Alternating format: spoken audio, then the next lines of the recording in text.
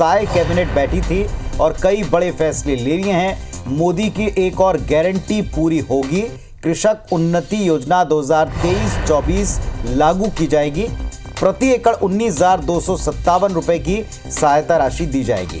जयप्रकाश नियम सम्मान निधि फिर से शुरू की जाएगी। पिछले 5 साल भी बकाया, जो पिछले 5 साल का बकाया था वो भी दिया जाएगा। एक नया विभाग शुरू करने का फैसला भी बैठक में लिया गया है। इसके अलावा सुशासन एवं अभिसरण विभाग इसे बनाया गया है, जो कि एक नया विभाग होगा। राष्ट्रीय शिक्षा नीति 2020 को लागू किया जाएगा। एक से ज्यादा विषय में एक साथ उच्च शिक्षा बच्चे ले सकेंगे। राजीव नगर आवास योजना का नाम बदलेगा। अटल बिहार योजना अब इस योजना का नाम कर दिया जाएगा। पीडीएस के तहत शक्कर सहकारी कारखाने से ही ली जाएगी। संविदा कर्मियों को 30 दिन का आकस्मिक अवकाश भी मिलेगा। अनुकंपा नियुक्ति के लिए संभाग आयुक्त को अधिकार दिया जाएगा। राज्य नीति आयोग और छत्तीसगढ़ आर्थिक सलाहकार परिषद का गठन होगा। तो कह सकते हैं सुशासन और प्रशासकीय कामों विभागों के लिहाज से भी ये कैबिनेट अहम रही है। कुछ बड़े प्रशासनिक तौर पर बदलाव वाले फैसले आज साय सरकार ने लिए हैं, कैबिनेट ने लिए हैं।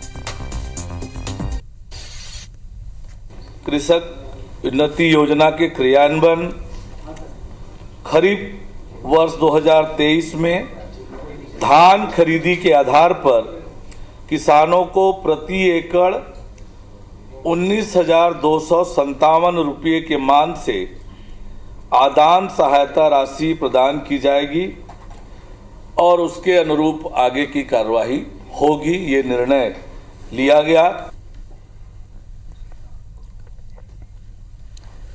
तो साय कैबिनेट ने कई महत्वपूर्ण फैसले लिए हैं, जिसके तहत मोदी की एक और गारंटी को इसमें पूरा किया गया। उसके अलावा जैसा अभी पुनीत बता भी रहे थे कि कई और महत्वपूर्ण सुशासन की तरफ कदम बढ़ाते हुए फैसले लिए गए। राजेश आज हमारे सहयोगी जुड़ गए, उनके पास चलते हैं। राजेश, जो खासतौर पर मोदी की गारंटी, जिसमें मैनिफेस्टो में खासतौर पर जिसका जिक्र था, उस पर भी आज मोहर लगाई है।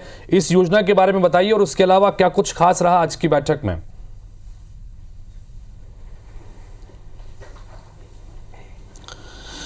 जी बिल्कुल हितेश, देखिए 3 घंटे तक करीब बैठक चली और काफी अहम फैसले हुए हैं, जिस तरह से आप बता भी रहे थे।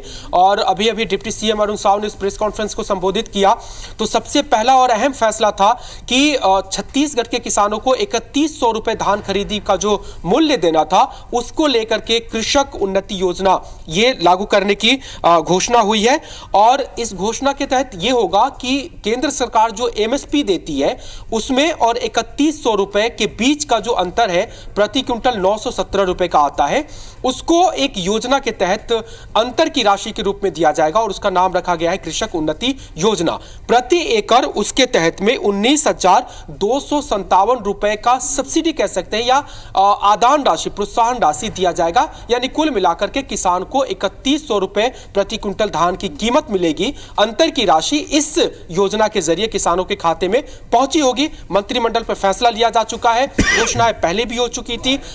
9 तारीख को छत्तीसगढ़ की राजधानी रायपुर में कृषक सम्मेलन है, उसमें राजनाथ सिंह के जरिए ये घोषणा होगी और 12 मार्च को किसानों के खाते में ये पैसे पहुंचेंगे। उसके पहले एक जो विधिवत तरीके से इसका अप्रूवल होना था वो हो गया है। तो मोदी की एक और गारंटी जो 3100 रुपए की थी वो पूरी हो गई है। एक अहम फैसला राज्य इन्वेस्टिगेशन एजेंसी के तौर पर लिया गया है। SIA NIA की तर्ज पे गठन किया गया है राज्य इन्वेस्टिगेटिव एजेंसी के रूप में।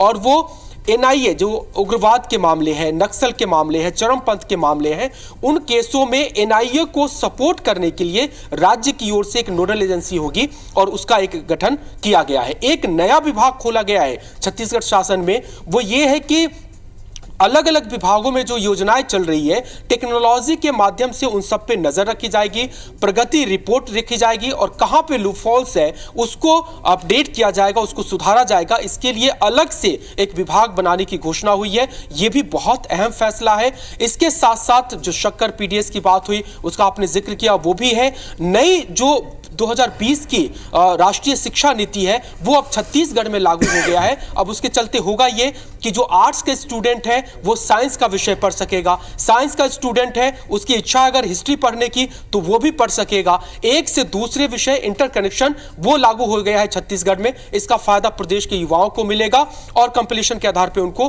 काफी अच्छा बेहतर करने का मौका मिलेगा। तो इस तरह से कई सारे, एक जो अहम फैसला लिया गया मीसा बंदियों को लेकर के, बीजेपी सरकार की योजना थी, पिछले सरकार में इसको बंद कर दिया गया था, उसको फिर से शुरू किया गया है। और न सिर्फ शुरू किया गया बल्कि जो 5 साल पैसे नहीं मिले मीसाबंदियों को वो भी मिलेगा, 5 साल का जो बकाया है उसको भी दिया जाएगा। तो कई अहम चले तो बड़े ऐलान राजेश हुए हैं। और जो सबसे बड़ी बात यह कि एक तो चुनाव का समय और ऐसे समय में एक के बाद एक मोदी की गारंटी को पूरा करना, जबकि कई बार विपक्ष इन पर सवाल उठाता, तो सरकार भी यह संदेश दे रही है कि वो एक एक करके सारी मोदी की गारंटी को लेकर संजीदगी से काम करे। बहुत शुक्रिया आपका राजेश, इस पूरे अपडेट के लिए, पूरी जानकारी के लिए।